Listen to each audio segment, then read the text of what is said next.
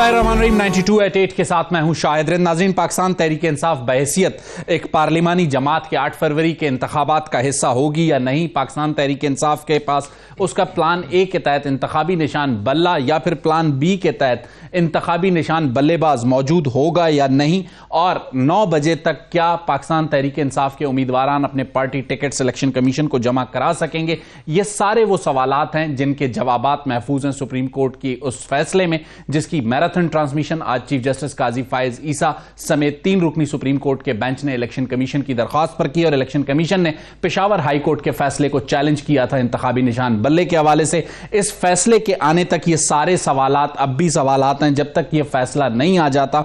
इस फैसले पर आज हमारे साथ बात करने के लिए जो मेहमान होंगे, अकील अफजल हैं, नुमाइंदा है 92 न्यूज के और सुप्रीम कोर्ट को एक्सटेंसिवली कवर करते हैं। फ़हीम अख्तर इलेक्शन कमीशन को कवर करते हैं। राव खालिद साहब स्टूडियोज में हमारे साथ होंगे, एडिटर हैं 92 न्यूज इस्लामाबाद के। और कौसैन फैसल मुफ्ती होंगे जो कि माहिर कानून है। इन तमाम लोगों से सारी सूरत हाल पर बात करेंगे। गुफ्तगू का आगाज करना चाहूंगा राव खालिद साहब से।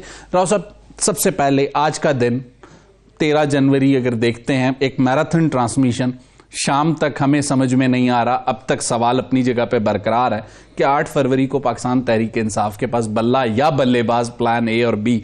अब आपको क्या लग रहा है, क्या सूरत हाल होगी? देखिए, बल्लेबाज तो अपना फैसला अनाउंस कर गया है।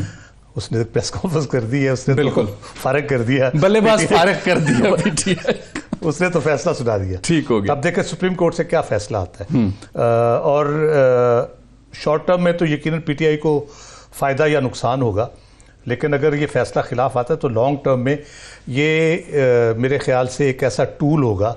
इस किस्म के बहुत से टूल ऑलरेडी हैं इलेक्शन कमीशन पास, जिससे किसी भी पॉलिटिकल पार्टी को, किसी सियासतदान को अंदर बाहर करना हो तो वो कर लेते हैं। तो ये एक और टूल आ जाएगा कि किसी वक्त भी आप उसको कर सकते हैं, और टाइमिंग खास तौर पे आप कह रहे हैं जैसे किसी जमाने में 58(2)B होता था, फिर नो कॉन्फिडेंस, अब ये एक नया टूल है। ये नया टूल है और आपको पता भी नहीं चलता किस तरह से एकदम से चीजें चेंज हो जाती हैं। सही। तो इस तरह से इलेक्शन कमीशन के पास अब ये जो इख्तियार जब आ जाएगा कि वो इलेक्शन की बुनियाद के ऊपर कोई भी उसमें से निकाल के कोई चीज तो उस पर फैसला कर सकते हैं कि ठीक था, गलत था। और सुप्रीम कोर्ट अगर आप होल्ड कर देती है उनके इस फैसले को, बल्कि उसकी इंटरप्रिटेशन पे दोनों तरफ से कह ले कि एक तरह से राय पाई जाती है कि 215 को आप इंटरप्रेट करें। इंटरप्रेट होना चाहिए मेरे हिसाब से, और इस तरीके से होना चाहिए कि जो डेमोक्रेटिक प्रोसेस है उसमें आसानियां पैदा हों। आप कह रहे हैं कि सुप्रीम कोर्ट मुस्तकबिल के लिए भी जैसे कहते हैं चीजों को क्लियर करे, क्लियरिटी हो किस तरह, ताकि जब इलेक्शन कराएं तो उनको पता हो कि हमने किस किस मरहले से। राव साहब, आप चूंकि एडिटर हैं, एडिटर की एक गहरी निगाह होती है, हम चूंकि रिपोर्टर्स हैं, रिपोर्ट करते हैं, आप उसको फिर फिल्टर करते हैं। आज की प्रोसीडिंग को एक एडिटर की नजर से राव खालिद साहब कैसे देखते हैं और एक अंदाजा क्या लगाते हैं कि अब से कुछ देर बाद जो फैसला आएगा वो क्या होगा? मेरा ख्याल सुप्रीम कोर्ट के सामने जो चीज़ें देखने की हैं, और बड़े लर्नेड जज हैं, काजी फायज साहब की अपनी एक रेपुटेशन है, इस फैसले से सिर्फ ये नहीं है कि पीटीआई को कुछ होना है या फायदा नुकसान व्हाटएवर, जैसे मैंने पहले कहा, ये आपके इलेक्शन बहुत क्रूशियल है। सही। आपके आगे जो इन्विजन कर रहे हैं, सारे लोग तवक्को कर रहे हैं, हुकूमत भी, सरकार भी, फैसला साज भी, कि जब 8 फरवरी के बाद जब हुकूमत बनेगी तो पाकिस्तान में पॉलिटिकल स्टेबिलिटी आएगी, इसके नतीजे में इकोनॉमिक स्टेबिलिटी उसके साथ लिंक्ड है, फिर मामलात कैसे चलेंगे और हम आगे कैसे बढ़ेंगे, ठीक हो, बड़े क्रूशियल टाइम पे हम हैं। तो यकीनन सुप्रीम कोर्ट के सामने भी ये सारी चीजें होंगी कि इस फैसले से अगर किसी जमात को अंदर या बाहर रखा जाता है तो उससे किस किस्म की फिजा 8 फरवरी के बाद होगी। जैसे जनरली कहा जा रहा है कि इलेक्शन होने के बाद उसके बारे में एतराज किए जाते हैं, ये यहाँ पहले से आप कह रहे हैं कि माहौल बना हुआ है। कौसैन फैसल मुफ्ती साहब, आज की प्रोसीडिंग्स को आप देखते हैं और ओवरऑल जो ये सिनेरियो बना हुआ है आज के दिन का, as a student of law आपके ख्याल में क्या सूरत हाल इमर्ज हो सकती है आइंदा चंद घंटों में? देखिए, पहली बात तो यह है कि मैटर जो है सुप्रीम कोर्ट में सब जुडिस है। हतमी तौर पर तो नहीं कहा जा सकता कि लेकिन क्या जो भी प्रोसीडिंग्स हुई हैं उसके नुकात पे बात क्या रैशनल प्रिवेल करेगा सुप्रीम कोर्ट के साथ। लेकिन मामला यह है कि पीटीआई का इंडिजिनस मामला है कि उनके इंट्रा पार्टी इलेक्शंस पे क्वेश्चन मार्क है। अब ऐसा नहीं है कि पीटीआई को हमेशा के लिए आउट कर रहे हैं मैदान से। सिर्फ इस इलेक्शन में एक प्री रिक्विजिट था कि उनके इंट्रा पार्टी इलेक्शंस जो हैं वो लॉज के मुताबिक होने चाहिए, इलेक्शन लॉज के मुताबिक। अगर इलेक्शन कमीशन ने ये ऑब्जर्वेशन दी है कि वो election intra party, chief justice के एक रिमार्क्स है मेरे पास कि पेशावर हाई कोर्ट का फैसला अगर बरकरार रहता है तो शायद इंट्रा पार्टी इलेक्शन का सिलसिला खत्म हो जाएगा। आप इससे एग्री करें? नहीं, ऐसी बात नहीं है। मेरा ख्याल है कि उसमें ये भी मुमकिन है कि मामला वापस इलेक्शन कमीशन को रिमांड कर दें कि इंट्रा पार्टी इलेक्शंस को डिनोवो करवाएं। दिस इज आल्सो पॉसिबल, क्योंकि डेमोक्रेटिक प्रोसेस के हक में तो हर सूरत हाल में 8 फरवरी के लिए क्या स्टेटस होगा? कोई खुसूसी रिलीफ आपके ख्याल में पीटीआई को? मेरा ख्याल में इलेक्शन उससे आगे नहीं जाएंगे, वो तो विद इन 3-4 डेज का टाइम फ्रेम मुकर्रर किया जा सकता है कि, और आपको भी पता है इंट्रा पार्टी इलेक्शंस में जो कैंडिडेट्स थे वही दोबारा रिपीट करेंगे। नहीं, लेकिन मेरा जो सवाल है कि अगर इंट्रा पार्टी इलेक्शन दोबारा करवाने पड़ते हैं तो 20 दिन का एक टाइम होने चाहिए, और 8 फरवरी के इंतखाबात में भी अब इतने ही दिन रह गए, तो फिर पीटीआई के मौजूदगी पर सवालिया निशान तो बरकरार रहेगा। देखिए, वो अपनी जगह पे है, लेकिन मेरा नहीं ख्याल कि किसी सूरत में 8 फरवरी से आगे इलेक्शन जाएंगे। और पीटीआई उसमें होगी या नहीं, वो दैट डिपेंड्स कि सुप्रीम कोर्ट का फैसला क्या आता है। अगर सुप्रीम कोर्ट इलेक्शन कमीशन को मामला रिमांड करती है फॉर कंडक्टिंग डिनोवो इलेक्शंस, तो वो अगर फर्ज करे बल्ले का निशान वापस भी कर दिया जाता है, that will be subject to the conduct of intra party elections. This is also possible. लेकिन अगर फर्ज करें कि ये कुछ लोग सोच रहे हैं, for the sake of argument एक सवाल आपसे कर रहा हूं, चूंकि आप स्टूडेंट ऑफ लॉ भी हैं, पाकिस्तान तहरीक इंसाफ के इंट्रा पार्टी इलेक्शंस को सुप्रीम कोर्ट तस्लीम नहीं करती, बल्ले का इंतखाबी निशान नहीं होता, उम्मीदवारों ने कागजात नामजदगी जमा करा दी हैं, तो बतौर इंडिपेंडेंट्स तो मौजूद रहेंगे? जी, इंडिपेंडेंट मौजूद रहेंगे। और मैं इसी तरफ आ रहा था कि दूसरी सूरत यही हो सकती है कि वो ये कहें कि पेशावर हाई कोर्ट का फैसला जो है वो ठीक नहीं है, इलेक्शन कमीशन ने दुरुस्त फैसला किया है। और तीसरी सूरत ये हो सकती है कि वो पेशावर हाई कोर्ट का फैसला मनो अन अपहोल्ड करें। ये तीनों सिनारियोज हो सकते हैं। सही।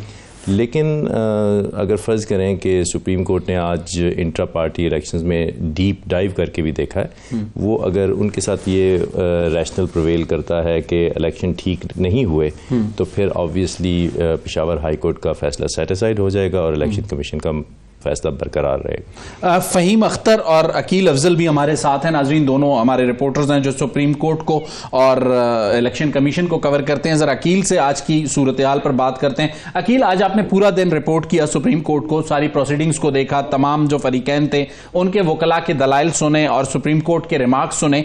आज की प्रोसीडिंग को आप हमारे लिए किस तरह समराइज करेंगे इस वक्त?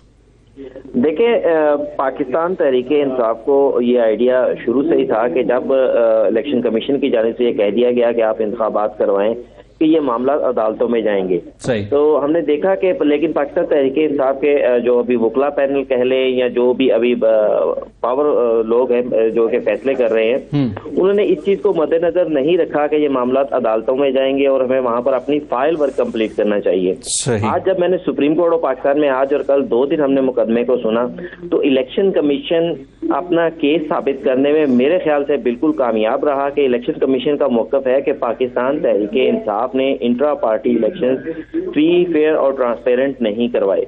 अब उसमें किस तरह फ्री, फेयर और ट्रांसपेरेंट नहीं करवाए, मतलब इलेक्शन कमीशन की जानिब से ये मौक़िफ़ अपनाया गया कि पाकिस्तान तहरीके इंसाफ अपने इंतखाबात के इनकाद के हवाले से ना तो हमें कोई जगह का बता सकी।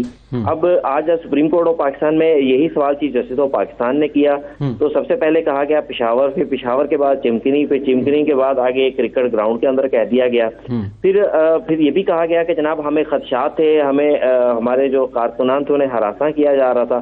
तो इसके ऊपर चीफ जस्टिस ऑफ पाकिस्तान ने कहा कि अगर आपके कारकुनान को हरासा किया जा रहा था तो दूसरी जानिब आप लेटर भी हुकूमत को लिख रहे थे कि जनाब हमें सिक्योरिटी दे दी जाए। अब इलेक्शन कमीशन के वकील ने ये भी फिर इलेक्शन कमीशन के ऊपर ये भी एतराज उठाया गया पाकिस्तान तहरीके इंसाफ की जानिब से कि इलेक्शन कमीशन सुप्रीम कोर्ट में अपील दायर नहीं कर सकता।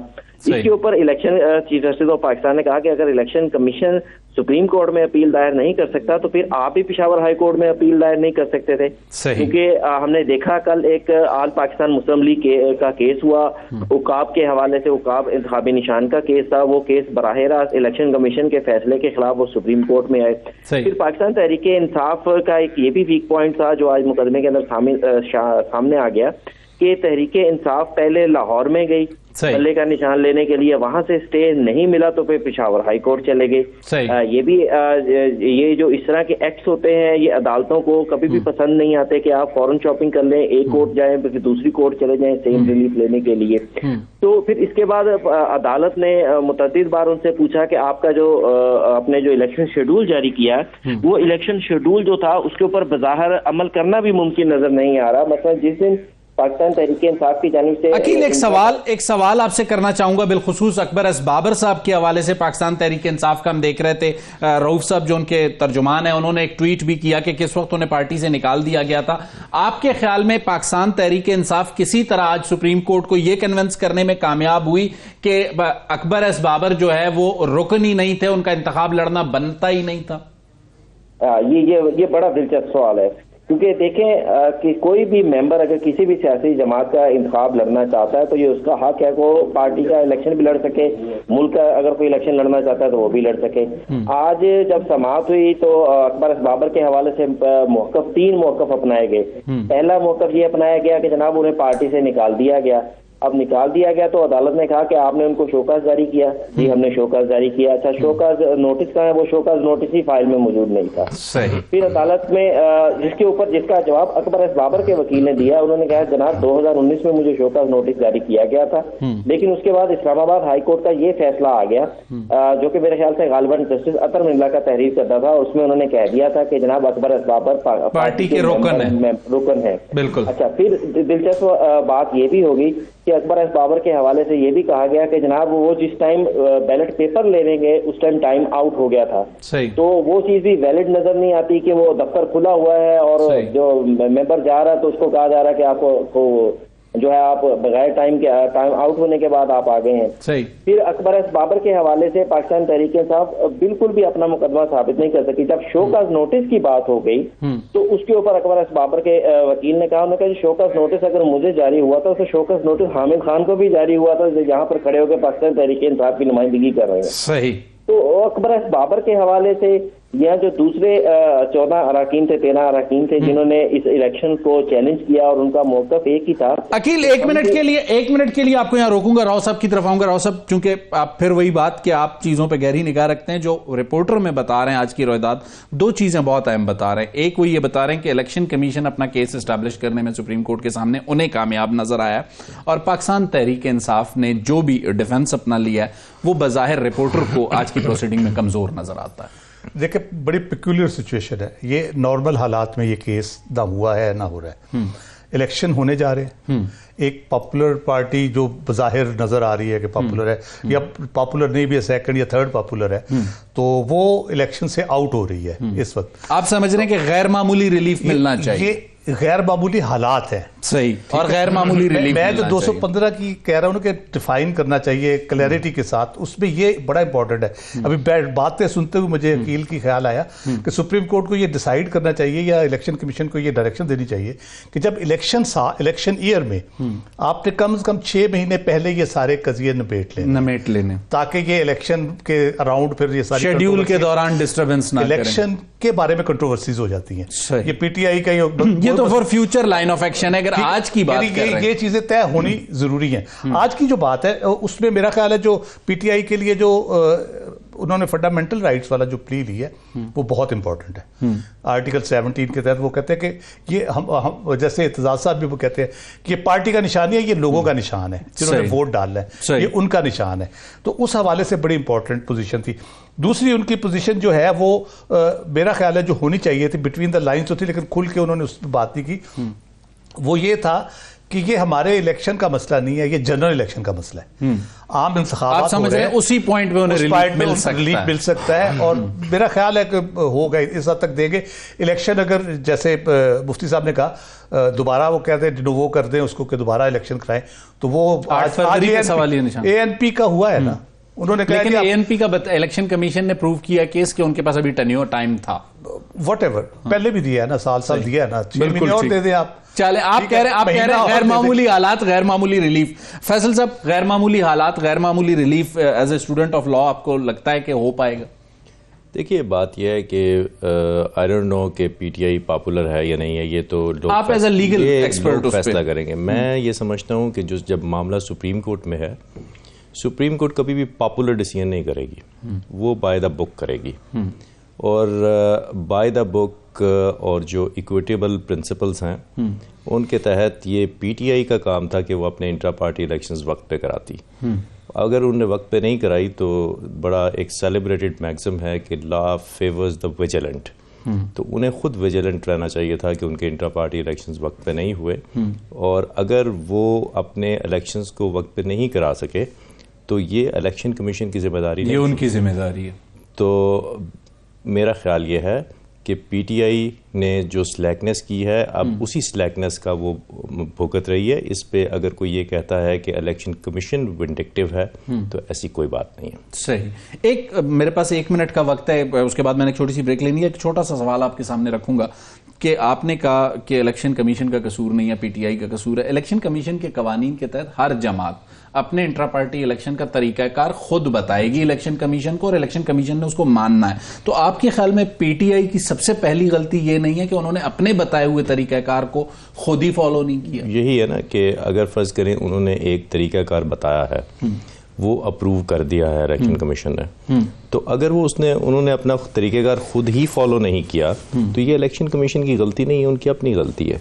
उनको रिलीजियसली उसको फॉलो करना चाहिए था। अगर फर्ज करें कि उन्होंने फॉलो नहीं किया, मान लेते हैं कि इलेक्शन कमीशन ठीक कह रहा है उन्होंने फॉलो नहीं किया, तो फिर गलती तो उनकी अपनी है, उनकी अपनी, और फिर उस गलती की कीमत उन्हें चुकानी पड़ेगी। नाज़रीन, एक छोटी सी हमने ब्रेक लेनी है, लेकिन ब्रेक के बाद आएंगे तो अपने मौजूद मेहमानों के सामने ये सवाल रखेंगे कि आज की प्रोसीडिंग में क्या सुप्रीम कोर्ट ये गाइडलाइंस इलेक्शन कमीशन को दे सकती है या पार्लियामान के लिए गाइडलाइंस छोड़ सकती है। ये जो इंट्रा पार्टी इलेक्शन का मामला है, तमाम जमातों के अंदर जमहूरियत होनी चाहिए, तो उसके लिए भी कोई ऐसा तरीकाकार रखा जाए कि तमाम सियासी जमातें एक तरह के प्रोसेस से गुजरें और अपने इंट्रा पार्टी इलेक्शन करवाएं। ये सवाल अपने मौजूद मेहमानों के सामने रखेंगे ब्रेक के बाद।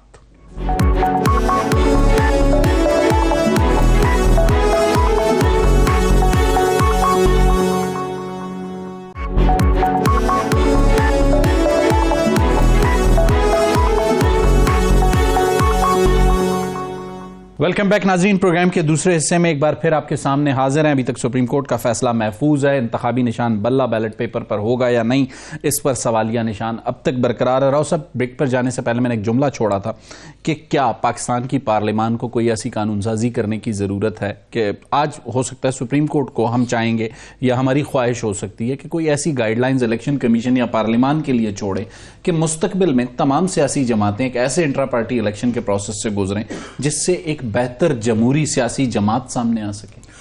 देखिए, इंडिपेंडेंट जो इलेक्शन कमीशन है ना, वो ये सारे काम खुद भी कर सकता है। उसके लिए कोई मजीद कानून साजी की जरूरत नहीं है।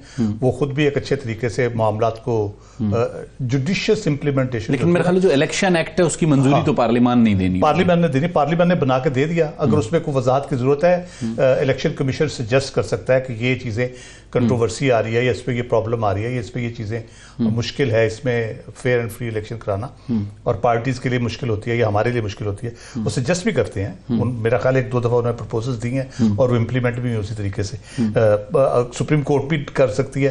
कंट्रोवर्सीज आती हैं इसी पे, फिर कंट्रोवर्सी से बचने के लिए सुप्रीम कोर्ट डिसीजन करती है, वो प्रेसिडेंट्स वो भी लॉ बन जाते हैं जब सुप्रीम कोर्ट कह देती है कि ये इस तरह से होगा। तो वो ये तो ऑन गोइंग प्रोसेस है ना, जैसे जैसे डिफिकल्टीज आती जाएंगे आप उसको ओवरकम करते जाएंगे। राव साहब, 1 मिनट के लिए आपको रोकूंगा। फ़हीम अख्तर हमारे साथ हैं।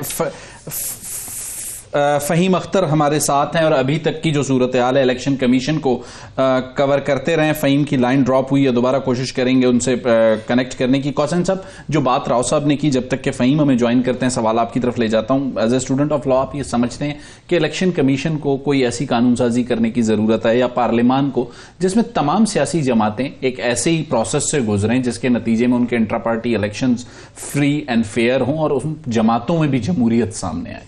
देखिए, बात यह है कि उसके 2 तरीके हैं। एक तरीका यह है कि पार्टी इंट्रा पार्टी इलेक्शंस खुद कंडक्ट करे। दूसरा तरीका यह है कि इलेक्शन कमीशन करवाए। कंडक्ट भले वो खुद करें, लेकिन उसके तरीकाकार को एक तरीके से ड्रॉ। देखिए, उसके लिए अभी जो इस वक्त कानून है वो यही है कि वो खुद अपना तरीकाकार प्रोसीजर बताएंगे। लेकिन अगर आप या कोई और सजेस्ट करता है कि ये इलेक्शन कमीशन का एक यूनिफॉर्म प्रोसीजर होना चाहिए, for that purpose election commission भी सजेस्ट कर सकता है पार्लियामेंट को, और पार्लियामेंट खुद भी इसको देख सकती है कि इससे। एक मिनट के लिए आपको रोकूंगा, सिग्नल्स का इशू है। फ़हीम किसी तरह से हमारे साथ कनेक्ट हुए हैं। फ़हीम, इलेक्शन कमीशन में सारी सूरत-ए-हाल को आप कवर करते रहे, पाकिस्तान तहरीक इंसाफ का जो केस है इंतखाबी निशान बल्ले का, आपके ख्याल में, चूंकि हम बात कर रहे थे अकील अफजल से, अकील ने किसी हद तक ये बताया कि पाकिस्तान तहरीक इंसाफ ने कुछ गलतियां की हैं, आपके ख्याल में जो भी सिचुएशन रही है इलेक्शन कमीशन के सामने, इलेक्शन कमीशन फेयर रहा है पाकिस्तान तहरीक इंसाफ के साथ? अकील, बड़ा मुश्किल सवाल है कि इलेक्शन कमीशन फेयर रहा है या नहीं रहा, लेकिन इलेक्शन कमीशन ने तहरीक इंसाफ को कई मौके फराहम जरूर किए हैं। देखिए, ये मामला जून 2021 का है। कोविड की वजह से इलेक्शन कमीशन ने तहरीक इंसाफ को इंटर पार्टी इंतखाब कराने के लिए 1 साल की मुद्दत दी। फिर 1 साल बाद तहरीक इंसाफ ने इंटर पार्टी इंतखाबात करा दिए। फिर इलेक्शन कमीशन ऑफ पाकिस्तान की जानिब से ये एतराज लगा दिया गया कि उन्होंने जो पार्टी का आइन है वो तब्दील किया है और बाद में इंटर पार्टी इंतखाबात जो है वो पुराने आइन के तहत करा दिए हैं। इसके ऊपर इलेक्शन कमीशन ऑफ पाकिस्तान के एतराजात सामने आए। फिर दोबारा उनको शोकाज नोटिस किया गया। शोकाज नोटिस के बाद जो समातें हुई उस समातों में इलेक्शन कमीशन ऑफ पाकिस्तान को ऑलमोस्ट तकरीबन तहरीक इंसाफ के जो वकला थे उन्होंने जो है वो मुतमईन कर दिया था। और एक जो समात हुई थी तो उस समात के अंदर तो इलेक्शन कमीशन ऑफ पाकिस्तान के जो मेंबरान थे, मेंबर सिंध और मेंबर जो पंजाब हैं, वो जो सवाल पूछे गए थे पॉलिटिकल फाइनेंस विंग की जाने से तहरीक इंसाफ की इंटर पार्टी इलेक्शन के ऊपर, उनका जवाब वो खुद दे रहे थे कि आप इसका जवाब आप दे चुके हैं। और मेरे जो जराए हैं वो ये बताते हैं कि जब ये फैसला किया जा रहा था तहरीक इंसाफ से उसका इंतखाबी निशान वापस लेने वाला, तो कुछ मेंबरान ने इसकी मुखालफत भी की थी, लेकिन बाद उसका फैसला जो है वो मुतफिका तौर पर कर दिया गया था। तो अगर आप फेयर तरीके से देखते हैं, जिस तरह दूसरी जमातों के साथ सलूक किया जाता रहा वैसा तहरीक इंसाफ के साथ नहीं किया गया। एक मुस्लिम लीग नून का मामला था, उसमें भी लगभग 1 साल का वक्त दिया गया था इलेक्शन कमीशन की तरफ से कि इंट्रा पार्टी इंतखाबात कराए जाएं। फिर एक समात के अंदर तो chief election commissioner Sikandar Sultan Raja ने यह कहा कि इलेक्शन करा दें चाहे डमी करा दें। फिर उनके अनपोज इंतखाबात को भी एक्सेप्ट कर लिया गया। तो तहरीक इंसाफ से गलती सिर्फ ये हुई है कि वो इंट्रा पार्टी इंतखाबात जब उनके पास वक्त था, उनकी हुकूमत थी, करा सकती थी, उस वक्त उन्होंने नहीं कराया और अब जो उसका खमियाजा है वो खुद भुगत रही। फ़हीम, एक नुकता जो आज शाम में मैं देख रहा था, पहले ये बताया गया कि 5 बजे तक का वक्त है, फिर बताया गया कि 7 बजे तक का वक्त पाकिस्तान पीपल्स पार्टी की दरखास्त पर हुआ, फिर एक प्रेस रिलीज आई कि अब मजीद वक्त में कोई इजाफा नहीं होगा, फिर 9 बजे तक वक्त में इजाफा हुआ। इनसाइट्स क्या हैं आपके पास? क्या वजह है पार्टी टिकट जमा कराने के मामले को 9 बजे तक बढ़ाया गया? सुप्रीम कोर्ट के फैसले के लिए इंतजार करने की वजह से? जी बिल्कुल, यही एक बड़ी वजह है, क्योंकि अगर सुप्रीम कोर्ट ऑफ पाकिस्तान का जो इंटर पार्टी इंतखाबात वाला पीटीआई के हक में फैसला आ जाता है तो फिर पीटीआई के उम्मीदवारों के पास वक्त नहीं होगा जो टिकट्स हैं वो जमा कराने का। इसलिए इलेक्शन कमीशन ऑफ पाकिस्तान ने ये महसूस किया कि जब तक सुप्रीम कोर्ट का फैसला नहीं आता तब तक हम जो है वक्त बढ़ा देते हैं। पहले ये जो दफ्तरी औकात थे 4:30 बजे का वक्त था, फिर 7 बजे किया गया, लेकिन उस वक्त पीपल्स पार्टी की दरखास्त मौजूद थी। फिर जब सुप्रीम कोर्ट ने फैसला, उस वक्त समाज चल रही थी, तो फिर इलेक्शन कमीशन ने वक्त जो है वो 9 बजे का जो है कर दिया। अब सुप्रीम कोर्ट ऑफ पाकिस्तान लगभग 9:30 बजे के वक्त के करीब जो है वो फैसला सुनाने जा रही है, लेकिन उस वक्त जो है वो खत्म हो गया होगा। अच्छा फ़हीम, वक्त खत्म हो गया होगा, एक अहम नुकता आपने उठाया, और एक और अहम नुकता जिस पर मैं चाहूंगा कि आप हमें अपनी इनसाइट शेयर करें। पीटीआई नजरियाती का जो मामला था, हम देख रहे थे कि पाकिस्तान तहरीक इंसाफ के ऑफिशियल ट्विटर हैंडलर से भी आया कि ये मामला कि वो अपने पीटीआई नजरियाती के टिकट्स जमा कराएं। फिर उसके बाद इलेक्शन कमीशन का एक उस पर जजमेंट हमें इल्म में आया कि एक सियासी जमात का कारकुन दूसरी सियासी जमात से जमा नहीं करा सकता।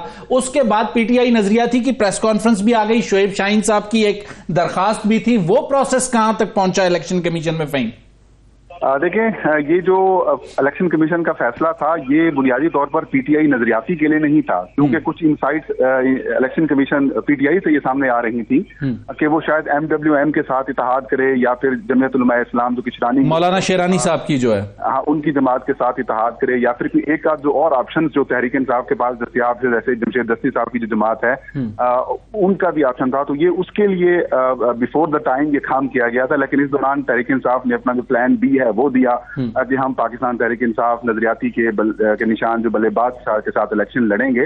तो ये मामला उसकी तरफ जो है वो चला गया और फिर इलेक्शन कमीशन ऑफ पाकिस्तान ने ये हुक्म दे दिया कि इलेक्शन एक्ट इसकी इजाजत नहीं देता। और मैं एक चीज और स्मेल भी महसूस कर रहा हूँ रेन साहब के, क्योंकि इलेक्शन कमीशन ने अपने ऑर्डर में कहा है कि इन्होंने इलेक्शन कमीशन को डिसीव किया है, इलेक्शन कमीशन को धोखा दिया है, गलत बयानी की है, और जो इन्होंने एफिडेविट्स हमें जमा कराए हैं वो जो है वो उससे पीछे हटे हैं। तो अब इन उम्मीदवारों को अगर तहरीक इंसाफ का इंतखाबी निशान बल्ला मिल भी जाता है तो भी एक ऑप्शन मौजूद होगा कि इनके खिलाफ कानूनी कार्रवाई की जा सके और उनको डिस्क्वालीफाई किया जा सके। ये आप बहुत बड़ी खबर दे रहे हैं कि ये डिसीव करने वाला मामला है। चाहूंगा आप हमारे साथ ही रहें थोड़ी देर। कौसैन फैसल मुफ्ती साहब, जो पॉइंट फहीम ने उठाया है आप उससे एग्री करते हैं और आने वाले दिनों में ये होते हुए देखते हैं? देखिए, बात यह है कि जुडिशल अथॉरिटीज़ हैं, खा वो सुप्रीम कोर्ट हो, हाई कोर्ट हो, या और इलेक्शन कमीशन के पास नहीं, वो क्वाज़ी जुडिशल अथॉरिटी रखता है। तो ये बड़ी जेलस फिगर्स होती हैं इस मामले में कि कोई उनके साथ धोखाधड़ी करे, उसको बिल्कुल कतन बर्दाश्त नहीं करती। तो अगर कोई ऐसी सूरत हाल है तो उसका खमियाजा भी पीटीआई को भुगतना पड़ेगा। सही।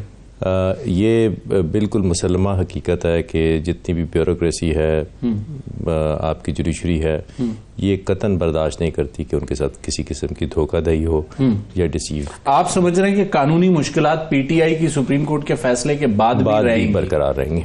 राव साहब, कैसे देखते हैं सिचुएशन को? अब तो गैर मामूली हालात में गैर मामूली रिलीफ अपनी जगह, गैर मामूली सूरत-ए-हाल से निमटना पड़ रहा है पीटीआई को। ये जो आज ईसीपी ने किया है ना, मैं इसको प्रीएम्प्टिव स्ट्राइक कहता हूँ, जो अमेरिका करता था। ये प्रीएम्प्टिव स्ट्राइक है। सही। कि अगर ये गलती किसी ने शोषा छोड़ा, सियासी पिछली 16-18 महीने की सियासी गलतियों के साथ साथ ये कानूनी गलतियां भी पीटीआई की तो हैं ना सर? बिल्कुल है। ऑब्वियसली आप उसको ये नहीं कह सकते कि इग्नोरेंस ऑफ लॉ जो है वो आप जस्टिफाई नहीं करती कभी भी, या आप उसको इम्प्लीमेंट नहीं कर रहे हैं किसी वजह से, या उस तरह से नहीं कर रहे, तो ऑब्वियसली आप नहीं करते। बल्कि ये भी नहीं होता कि आप सड़क पे जा रहे हैं तो आपको ओवर स्पीडिंग पे रोका गया तो आप ये कहें जी फलां भी तो ओवर स्पीडिंग पे जा रहा है। ये इशू नहीं होता। आप पकड़े गए हैं तो पकड़े गए, आप पकड़े गए, आप ही ने जुर्म किया, बाकी प्रेसिडेंट अपनी जगह पे। तो ये प्रीएम्प्टिव स्ट्राइक मैं इसको कहता हूँ, इसलिए कि देखें जो तो आज़ाद है वो तो आज़ाद लड़ेंगे, अगर बल्ला मिल जाता तो बल्ले पे लड़ लेंगे। टिकटें जिन्होंने टिकटें जमा कराई हैं उसके ऊपर, नजरियाती के ऊपर, और इसमें पहली दफ़ा इन्होंने कॉलम एक डाला है कि आप किस पार्टी से इलेक्शन लड़ना चाहते हैं। ठीक है, जिन्होंने उस पर लिख दिया कि हम इससे लड़ना चाहते हैं, उन्हें पीटीआई का बैट नहीं मिल सकेगा। पीटीआई का बैट। लेकिन ये आप कह रहे धोखा कौन कर रहा है, ये डिसाइड करना पड़ेगा। धोखा कौन कर रहा है? क्या टिकटें मिलने से पहले ये डिसाइड किया जा सकता है कि कौन सा कैंडिडेट किस पार्टी का है?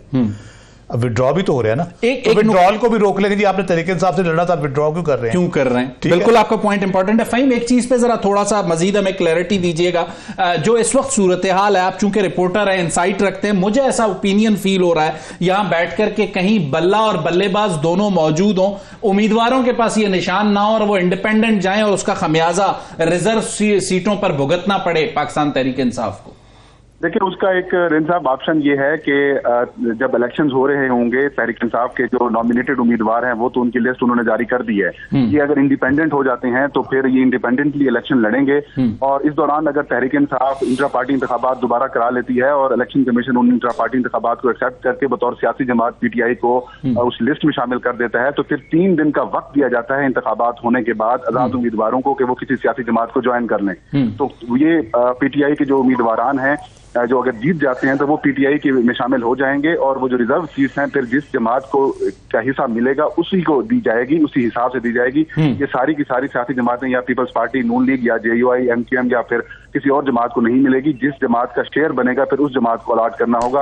वक्त लग जाएगा, 8-10 दिन या 15 दिन का वक्त मजीद दिया जाएगा फिर तहरीक इंसाफ को कि आप अपने जो प्रायोरिटी लिस्ट है वो जमा कराएं, और उनके नॉमिनेशन पेपर्स वगैरह जो होंगे उनके कागजात की छानबीन वगैरह होगी। स्क्रूटनी के बाद जब वो लिस्ट फाइनल कर दी जाएगी तो फिर वो नशिस्तें उनको अलॉट कर की जा सकती हैं। आप ऐसा नहीं कह सकते कि अभी अब इलेक्शन से पीटीआई आउट हो चुकी है तो अब उसके पास रिजर्व सीट्स भी खोने का पूरा जो है वो इम्कान है, ऐसा नहीं है।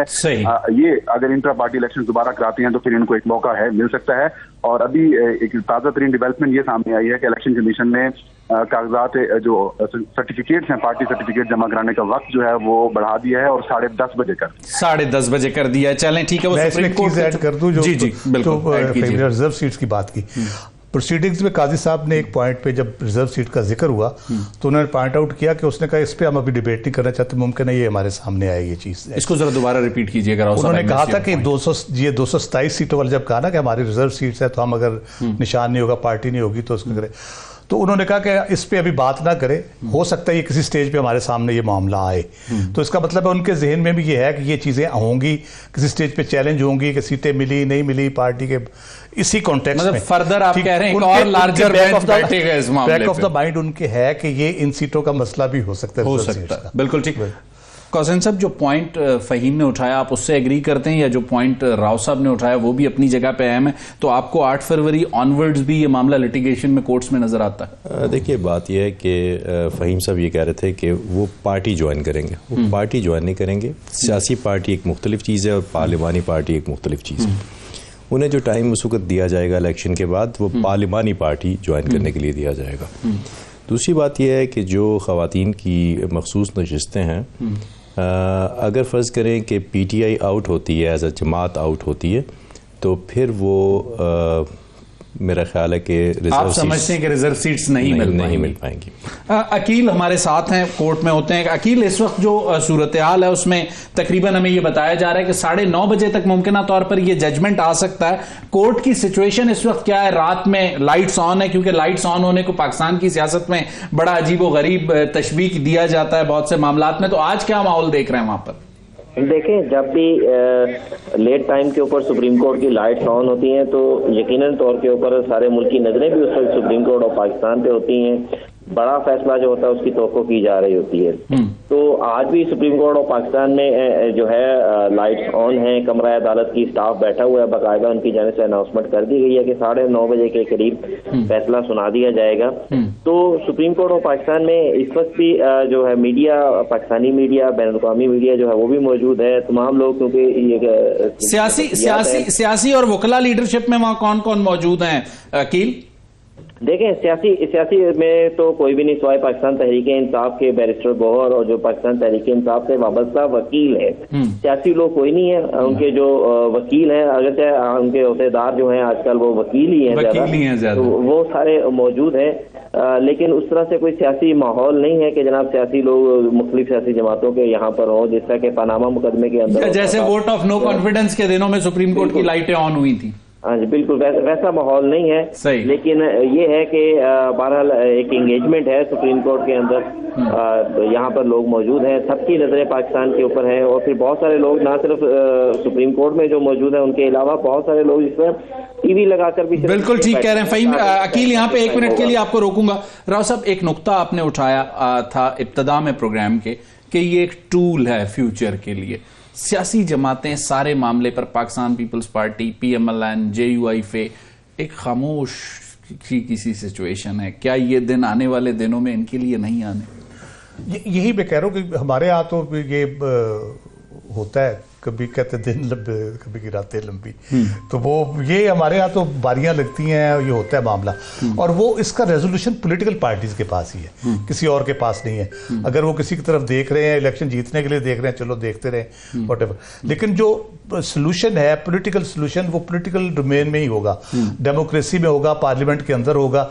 और यहीं से ये मामला हल हो सकते हैं। और यहीं से ये पार्टियां, जमहूरियत और पार्लियामेंट। आपके ख्याल में इस इलेक्शन से पहले अगर सियासी लोग एक जगह पे बैठ के कोई ग्रैंड डायलॉग कर लेते, ये सिचुएशन ना इमर्ज होती, एक इलेक्शन होता और स्टेबिलिटी की तरफ चीजें जाती, ज्यादा बेहतर ना होता? I doubt. देखिए, चार्टर ऑफ डेमोक्रेसी हुआ हमारे सामने है, क्या क्या कुछ तय हुआ, क्या क्या कुछ हुआ। और at the end of the day क्या हुआ कि मियाँ साहब काला कोट पहन के मेमो कमीशन लेके पहुंच गए, और जरदारी साहब ने कहा कि मुआहदे कुरान और हदीस नहीं होते। तो यही बिहेवियर, तो मतलब सियासी लोगों ने कुछ सीखा नहीं है। ये बिहेवियर नहीं सीखा तो भुगत रहे हैं ना। कभी कोई भुगत रहा होता है, कभी कोई भुगत रहा होता है, फिर चीखे मार रहे होते हैं कि ये ज्यादती होगी, ये ज्यादती होगी। जैसे अब PTI चीखे मार रही है, ठीक है। तो आपको ये चीजें ठीक करनी चाहिए। 63(1)(f) का जो था, पीपल्स पार्टी रोती रही कि भाई खत्म कर लो। मियाँ साहब ने कहा नहीं, हमने तो अपनी बारी भुगत ली, अब अगले भुगतेंगे। नैब खत्म कर लो, नहीं हम तो भुगत चुके, अगले भुगतेंगे। तो ये तो सेम यही PTI को कहा गया फलां चीजें हिस्ट्री आप देख लें। भुट्टो साहब जिस केस में आए आनत के, उन्होंने अमेंडमेंट की। मियाँ साहब जिस मिलिट्री कोर्ट, जिस special court, anti terrorist court का शिकार हुए, ठीक है, वो उन्होंने बनाई। लोग मुशर्रफ साहब रोते रहे लोग कि ना बनाओ भी, उसी का शिकार हुए। इसी तरह से बाकी लोग। मजे की बात ये, वो कराची की लॉ एंड ऑर्डर के सिचुएशन के लिए बनाई थी और उनका मुकदमा कराची में ही चला। इंसदाद दहशतगर्दी की कुछ अदालतें थी। एग्जैक्टली।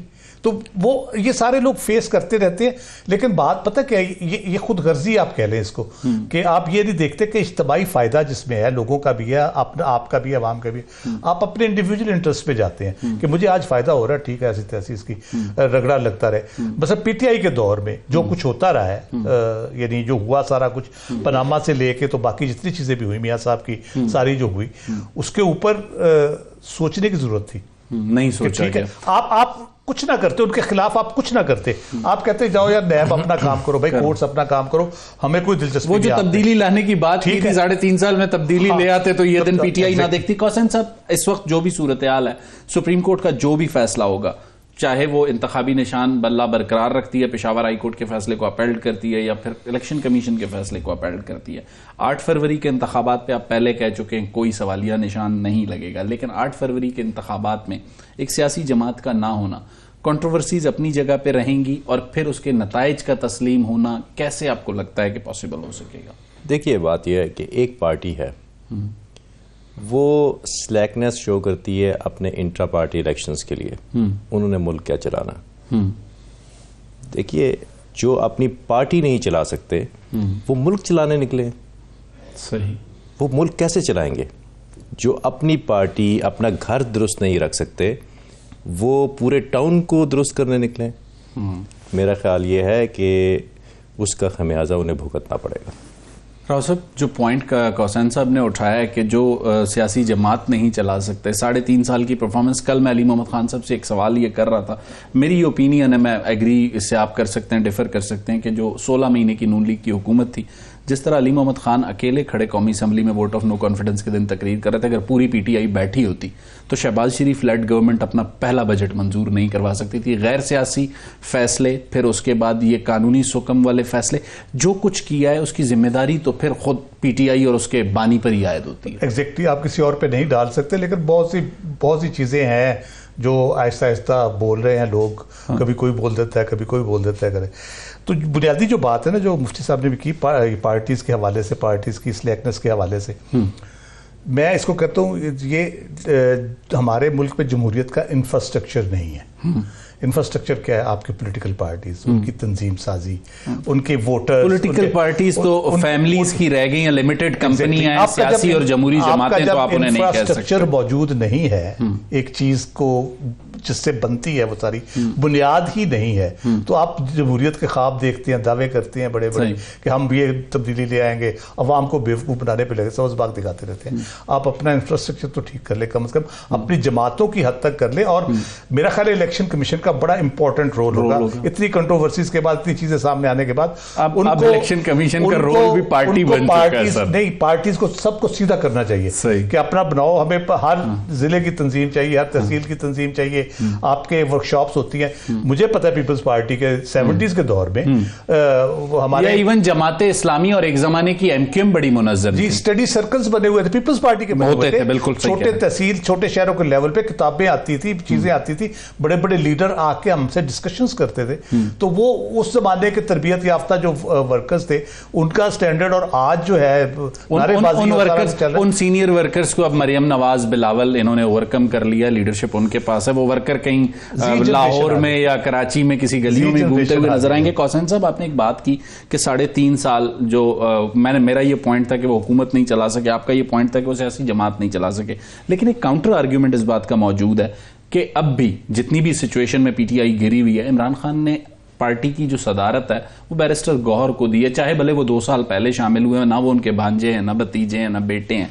तो ये पॉइंट भी तो अपनी जगह पे लोग एस्टैब्लिश करते हैं। देखिए, उन्होंने खुशी से नहीं दी, ये वक्त की जरूरत थी।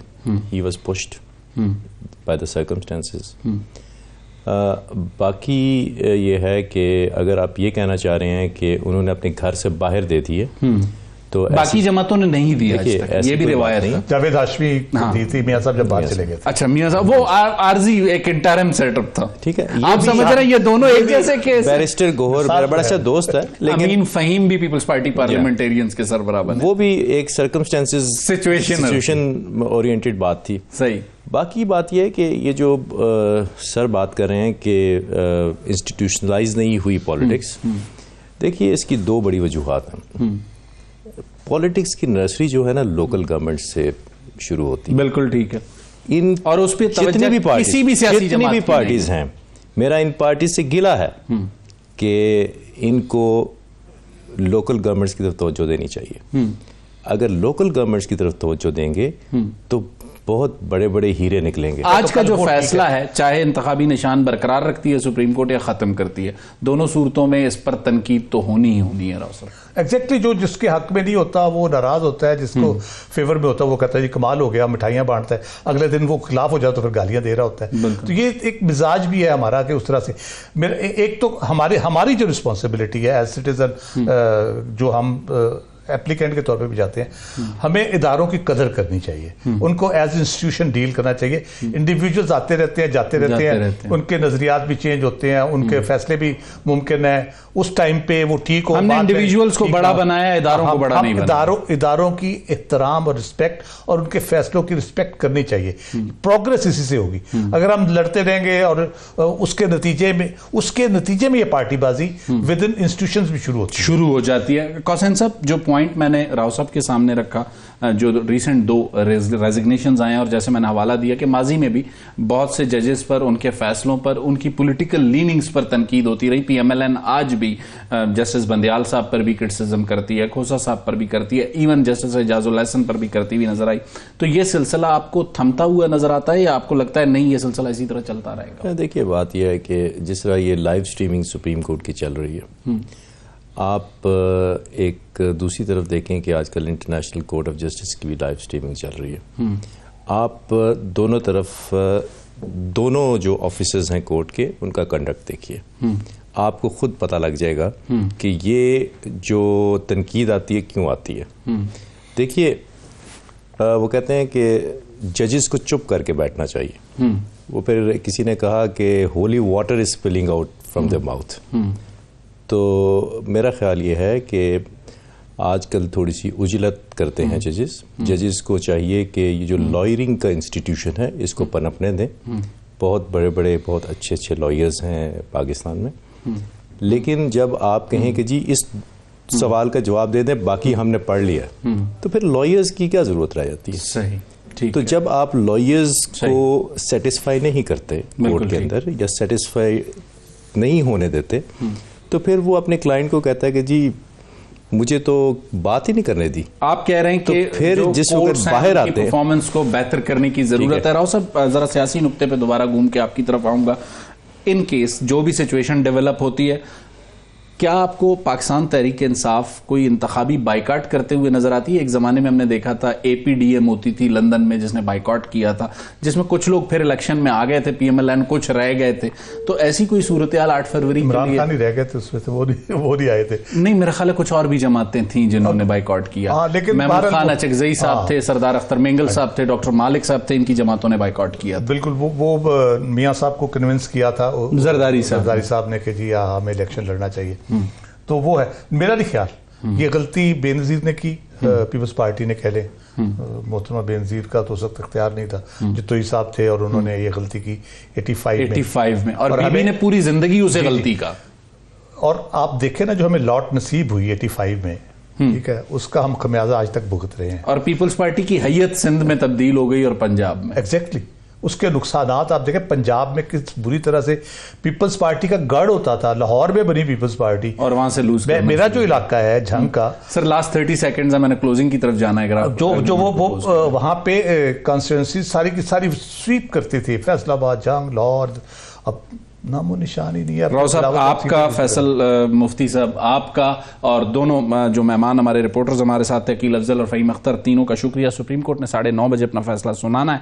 सुप्रीम कोर्ट का जो भी फैसला हो, जैसे राव साहब ने कहा कि फैसलों का एहतराम करना चाहिए, और सियासी फैसले जो है सुप्रीम कोर्ट के अलावा पाकिस्तान तहरीक इंसाफ ने अगर माजी में भी किए होते और अब भी करेगी, तो सियासी फैसलों का फायदा होगा। गैर सियासी फैसले हमेशा नुकसान ही पहुंचाते हैं। अगले प्रोग्राम तक मुझे शाहिद रिंद को इजाजत दीजिए। अल्लाह हाफ़िज़।